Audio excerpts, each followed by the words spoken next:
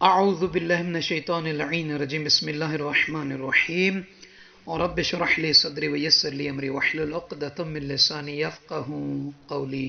اللہم صلی علی محمد وآل محمد۔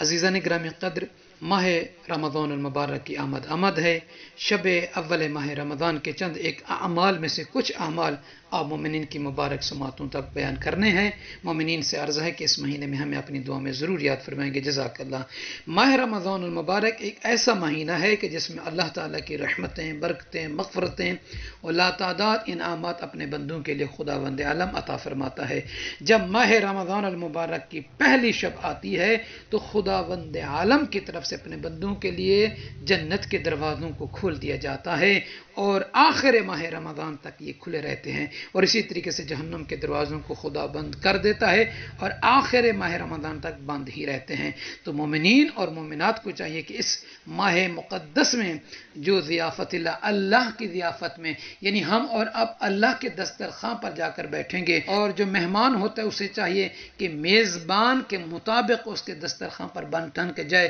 تو اسی لیے ہمیں اپنے گناہوں سے توبہ طیب ہو کر اور خدا کے بارگاہ میں خشوع و خضوع کے ساتھ ان اعمال کو دسترخوان الہی پر جا کر انجام دینا چاہیے۔ تو سامعین عزیز، جب آپ ماہ رمضان مبارک کا چاند دیکھیں تو روایت میں ہے کہ چاند دیکھنے کے بعد مومن مومنہ کے چاہیے کہ اپنے ہاتھوں کو بلند کر کے دعا کے ان کلمات کو پڑھنا چاہیے: ربی وربک اللہ رب العالمین،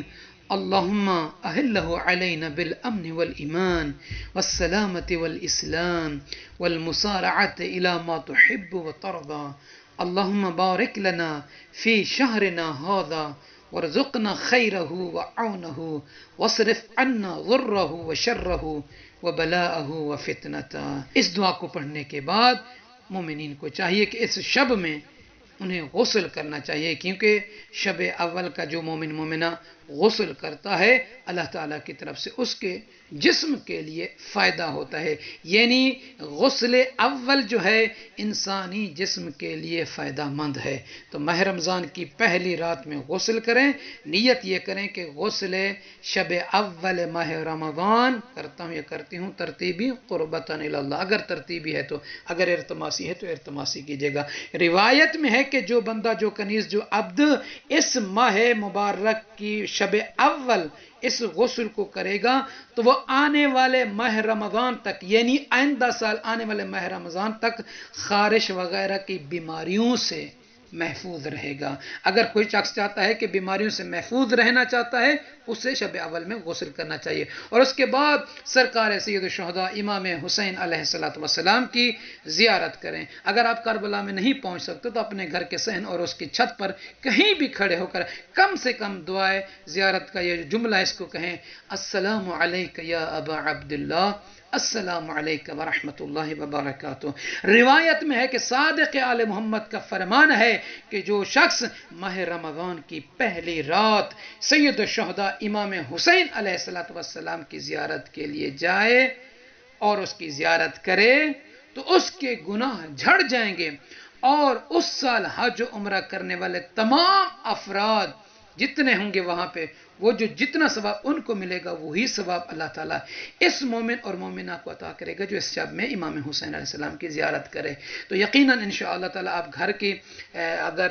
چھت پر یا صحن میں کھڑے ہو کر سلام کے یہ جملات پڑھیں: السلام علیک یا ابا عبداللہ، السلام علیکم ورحمۃ اللہ وبرکاتہ، تو آپ کو وہی اجر، وہی ثواب ملے گا کہ جو کربلا میں امام حسین علیہ السلام کی قبر مبارک کی زیارت کرے گا۔ تو سامعین عزیز، یہ مبارک شب ہے، اس شب میں صدقہ بھی نکالیں اور اس کے علاوہ اپنے مرحومین مرحومات کو بھی یاد کریں تاکہ ان کا بھی حق بنتا ہے۔ آج وہ ہمارے درمیان نہیں رہے، ہم ان کے لیے بہترین اجر اور بہترین وسیلہ بن سکتے ہیں ان کی مغفرت کا۔ تو اللہ تعالیٰ سے دعا کرتے ہیں کہ پروردگار ہمیں اس مہینے میں کثرت کے ساتھ اپنی عبادت کو انجام دینے کی توفیق عطا فرمانا، اور ہو سکے تو اس شب میں انسان کو چاہیے کہ اگر عرق گلاب ملتا ہے تو عرق گلاب کو پانی میں ملا کر غسل کریں، تو اس سے یہ ہوگا کہ پورے سال آپ کو بیماریوں سے بھی محفوظ رہیں گے۔ اور دوسری ہے کہ شب اول ماہ رمضان المبارک میں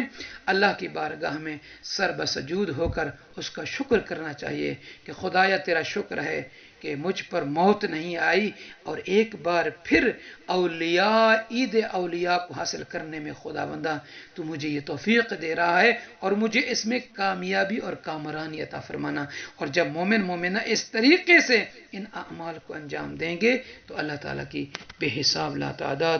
فیوضات اور کرامات برکات اور رحمات کو حاصل کریں گے. جزاک اللہ.